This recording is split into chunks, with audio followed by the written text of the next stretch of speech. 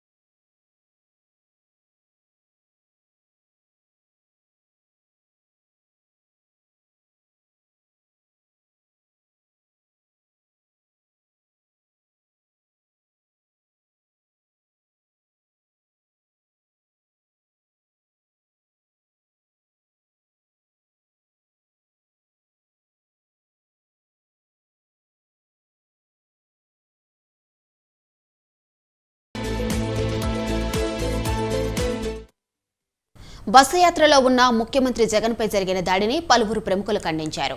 CM Jagan త్వరగా కోలుకోవాలని ప్రధాని మోదీ ట్వీట్ చేశారు. జగన్ ఆయురారోగ్యాలతో ఉండాలని ప్రార్థిస్తున్నా అని ప్రధాని మోదీ పేర్కొన్నారు. సీఎం జగన్పై దాడి ఘటనపై టీడీపీ అధినేత చంద్రబాబు కూడా స్పందించారు. జగన్పై దాడిని తీవ్రంగా ఖండించారు. ఈ ఘటనపై నిష్పక్షపాత విచారణ జరిపించి బాధ్యులైన అధికారులపై చర్యలు తీసుకోవాల్సిందిగా ఈసీని కోరారు. రాజకీయ విభేదాలు హింసకు దారితీయకూడదని తమిళనాడు ముఖ్యమంత్రి స్టాలిన్ అన్నారు. జగన్ త్వరగా కోలుకోవాలని తెలంగాణ మాజీ మంత్రి కేటీఆర్ ఆకాంక్షించారు. ప్రజాస్వామ్యంలో హింసకు స్థానం లేదని కేటీఆర్ అన్నారు.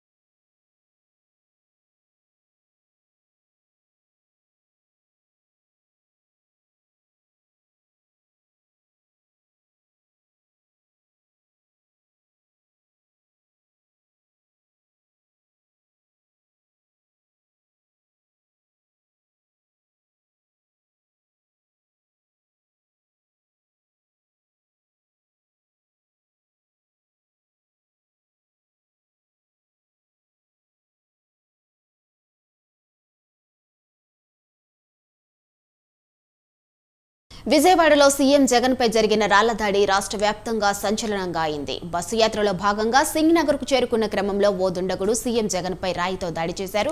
ఇక ఇదే అంశంపై మరింత సమాచారం రిపోర్టర్ రమేష్ ఫోన్లో అందిస్తారు. చెప్పండి రమేష్.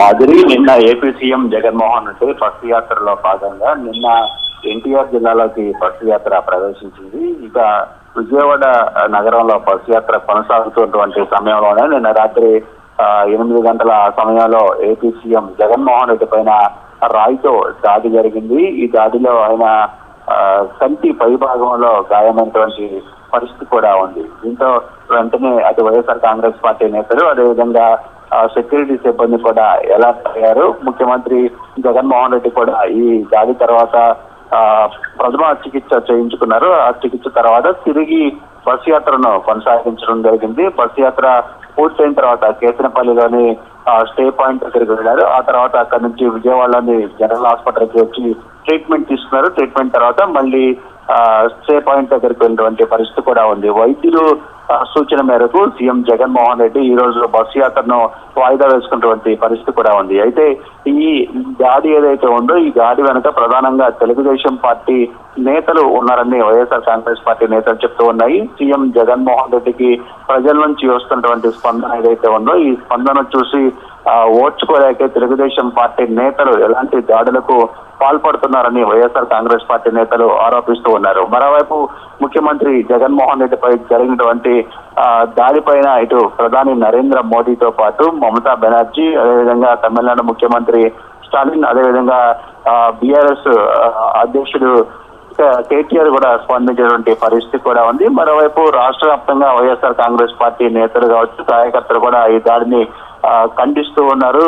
సీఎం జగన్మోహన్ రెడ్డికి వారంతా మద్దతుగా నిలుస్తున్నటువంటి పరిస్థితి కూడా ఉంది. ఇక ముఖ్యమంత్రి జగన్మోహన్ రెడ్డిపై జరిగినటువంటి దాడికి సంబంధించి రాష్ట్ర ఎన్నికల ప్రధాన అధికారి మీనా కూడా సమీక్ష చేయడం జరిగింది. ప్రధానంగా ఈ దాడి ఏ విధంగా జరిగింది, దానికి తర్వాత పరిస్థితులు ఏంటనే అంశాలను కూడా రాష్ట్ర ఎన్నికల ప్రధానాధికారి కూడా సమీక్షించినటువంటి పరిస్థితి కూడా ఉంది.